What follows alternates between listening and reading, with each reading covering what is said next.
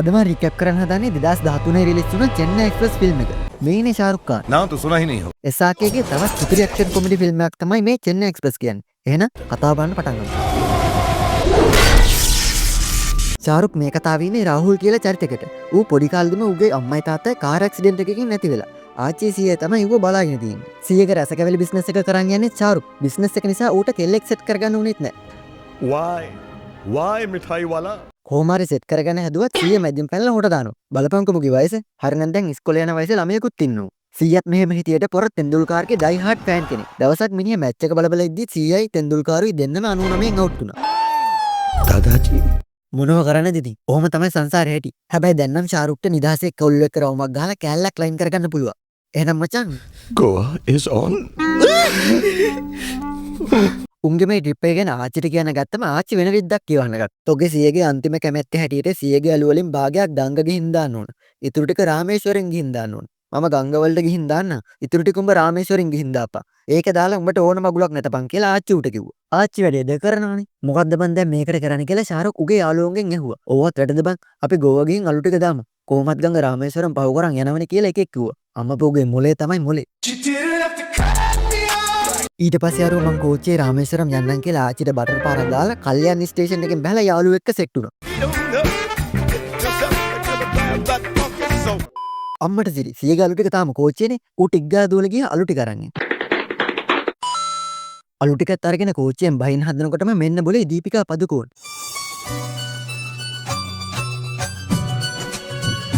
ඒකටත් කෝච්චියේ කොච්චර පෙට්ටි තිබ්බත් ශාරුක් ඉන්න පෙට්ටියටමයි නගින්න ඕන. අරුව ඒකට අත දීලා කෝච්චියට නගගත්තට පස්සේ මෙන්න બોලේ තව මිනිස්සු වගේකුත් ඒකේ පස්සෙන් දුවන් ආවා. මදයි කොලා දැන් උන්ටත් අත දීපන්කෝ.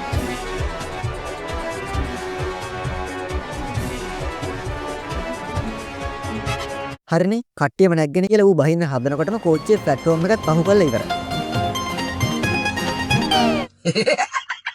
දැන් ඉතින් ඌට ඊළඟ ස්ටේෂනෙන් තමයි බහින්න වෙන්නේ. එතකන් ශාරුක් දීපිකාට ලයින් පාර දාන්න ගත්තා. ඒකට ඌ කියනේව තේරෙන්නෙත් නැහැ. ටැමිල් ගෙල්ලෙක්නේ.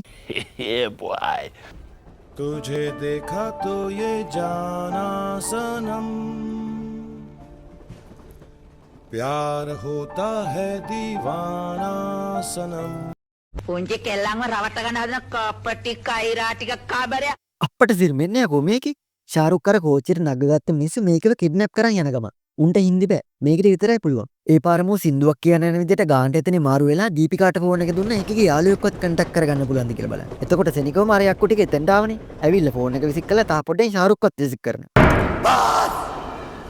बहुत हो गया. මෝ දීපිකාට හෙල්ප් කරපු නිසා උන් ඒ පාර ශාරුක්වත් ඒකිත් එක්කම උස්සන් යන්න හදන්නේ. Chennai Express le. Chennai express ले.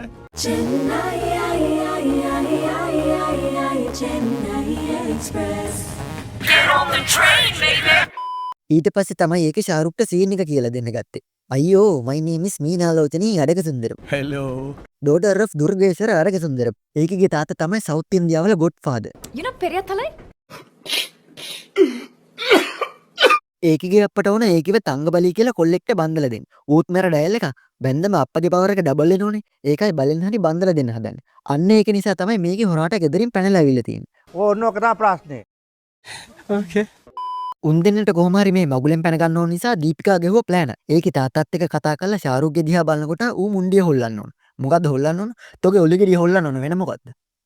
डोसा खाऊंगा इडली खाऊंगा मुंडी हिलाऊंगा डोसा खाऊंगा अब I am okay okay okay okay.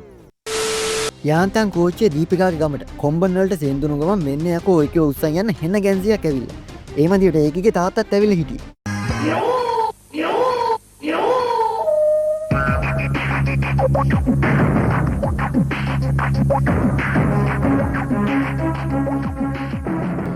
කට්ටප්පා මාමා.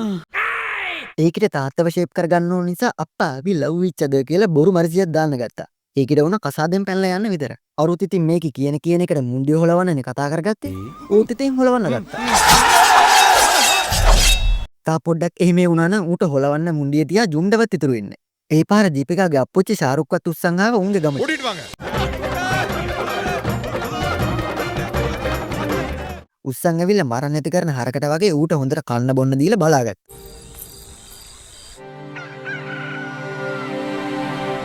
ඔන්න ඊට පස්සේ දවසේ තංගබලේ උගේ වෙන්න මම්මන්ඩි බලන්න මීනම්මගේ ගෙදරට ආවා. අප්පොච්චිටත් කර කියාගන්න දෙයක් නෑ. ඌ හිමීට තංගච්චිට සීන් එක පැහැදිලි කරලා දුන්නා. උන් දෙන්නගේ දෙබස් වලට සබ්ටයිටල් දාලා දුන්නේ වසූලි බායි.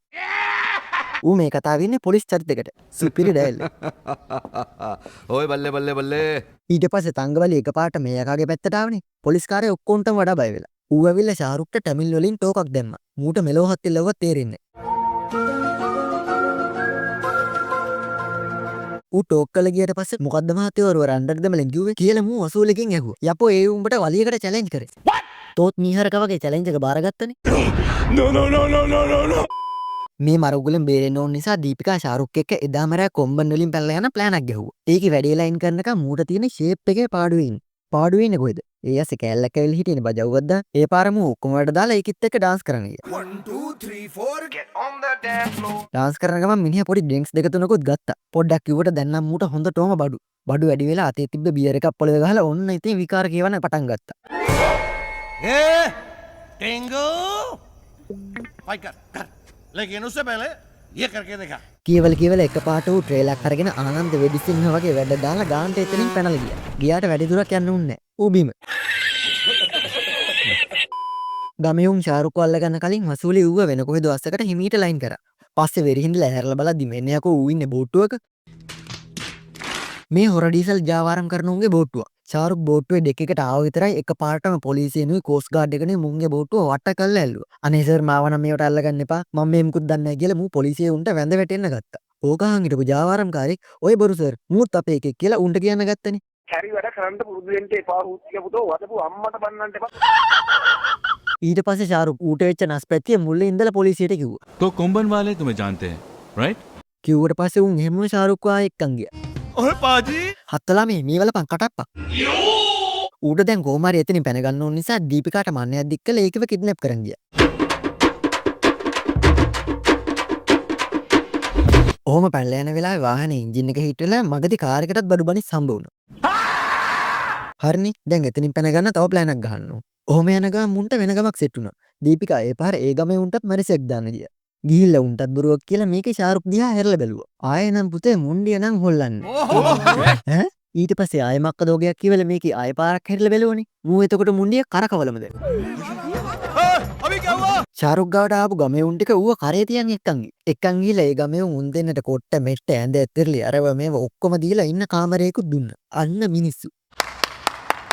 යපතෝ මොකද ඒ පාර මුන්ට කියපු බොරුව කියලා ෂාරුක් දීපිකාගෙන් ඇහුවා. මං ගෝ අපි දෙන්න මේ හොරාට කසාද බැනලා පැනලා යන ගමන් කියලා. ඔන්න ඉතින් මේ ඊට පහුවෙන්ද දවස. එදා මුන් දෙන්නේ ඒ ගමේ මොකද උත්සවයකටත් ගියා. ඒකේ කරන්න තියන්නේ ළඟදි බඳපුම් තමන්ගේ ගෑණිත් උස්සගෙන කන්දක් උඩ තියෙන කෝවිලකට නැගි. ඕවත් වැඩද නංගි කියලා ෂාරුක් දීපිකාව හරහාට වඩාගෙන ගිහින් බලද්දි හම්මට සිර කෝවිල නිකන් සිරිපාද වගේ පට්ට උසයි. Minamma, where is the temple? කෝවිලේ චාරිත්‍ර වාරිත්‍ර ඔක්කොම කරලා පහුවෙන්ද බලද්දි මෙන්න යකෝ තංගච්චි මුණ්ඩ බල හොයාගෙන මෙහාට ඇවිල්ලා ඌ පාට් එකක් දාලා දීපිකාව උස්සන් යන හැදුවට ගමේ සෙට් එක ආව එතෙන්ට.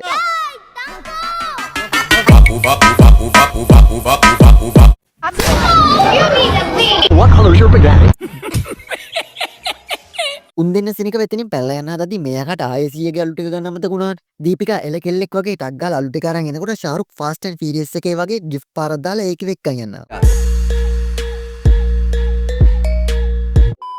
ඊට පස්සේ ඌම ඒකට ටිකට් එකක් අරන් දීලා ඔයා මේක අරන් මුම්බයි යන්න. මම රාමේශ්වරම් ගිහින් 100 ගේ අලු ටික දාලා එන්න. මේ පාරවත් රාමේශ්වරම් ගිහින් දැම්මේ නැත්තම් තව මොන හරි ගිඩි පාත් වේවිද දන්නේ නැහැ කියලා ඌ දීපිකාට කිව්වා. අයියෝ ඔන්න ඔයා තනියම රාමේශ්වරම් ගියත් ආයෙ පාරක් තංගබලිට අහුවේවි කියලා මේකෙත් බලෙන්ම ෂාරුක් එක්ක රාමේශ්වරම් යන්න ආවා. රාමේශ්වරම් ගිහින් අලු ටික දාලා ඔක්කොම වැඩ කරලා ඉතින් මේකට වාහනේම නිඳ ගිහින්. මූත් දැන් මේකට කැමති. ඒ හින්දා ඒ පාර මූ ඒකට නොදැනෙන්න ඒකව එහෙම කොම්බන් වලට එක්කන් ආවා. යකාගේ නින්ද තමයි ඒක. Women. ඊට පස්සේ මේ යකා මීනගේ අප්පොච්චි හම්බ වෙලා ඌට ලෙක්චර් එකක් දෙන්න ගත්තා. ඒයි කකක තප්පා. තමුන්ට ඕන විදිහට ළමයි බලෙන් බන්දලා දෙන්න බෑ. එතකොට තෝ මොකද කියන්නේ? වරෙන් ගහගන්න කියලා මූ හෙන ටෝකක් දුන්නා. ඊට පස්සේ ගමයුන්ගේ පැත්තට හැරලා මම මීනට කැමති. උඹලට පුළුවන් දෙයක් කරපළ කියලා කට ගන්න හම්බුන්නේ කටප්පගේ ගැන්සි එකෙක් දුන්න ෂොට් එකක් ඌට තරු 20. නැහැ. ඒ පාර ඔක්කොම උන් එකතු වෙලා මූට නෙලන්න ගත්තා. ගමේ උන්ටත් කිසි ගණන් නැහැ. ඊට පස්සේ මූ කොහොම හරි නැගිටලා සවලකුත් අරගෙන වලියට එන්ටර් වුණා. එන්ටර් වුණාට වැඩක් නැහැ. තංගබලි ඌට කුඩු වෙන්න දුන්නේ. මුගේ වලි නිසා වටේ පිටේ උන්ගේ බඩු මුට්ටුත් විනාසයි. මෙහෙම ගුටි කන ඇස්සේ මූට පරිප්පු එලියක් අහුණා. දුන්නේ ඒකෙන් අරුට ෂොට් එකක්. ඊට පස්සේ පණිට්ටුවකුත් අහුණා. ඒකනොත් දුන්න ෂොට් එකක්. පස්සේ මන්නේකුත් අහුණා. ඒකනොත් ෂොට් එකක් දුන්නේ නැහැ. මූ 100ක් පතක් නැතුව තංගවලියට ගැහුවේ. කෙලින් හිටගෙන ඉන්න පාන. ඒ පාර මුන් දෙන වලිනවත්තලා උඹ ඔය ගැම්මනම් සුපිරි. මට මීනව ඕනේ නැහැ. උඹම ගිහින් ඒකව වැදගනින් කියලා අන්තිමට තංගවලිය ඌට කිව්වා. කටප්පටක් කට උත්තර නැහැ. शाबाश बेटा කොල්ලෝ උඹත් එල කොල්ලෙක්. ඵලයන් මීනුඹ එනකම් බලන් ඉන්න කියලා ඌ කිව්වා. ඕන්න ඔතනින් තමයි කතාව ඉවර වෙන්නේ.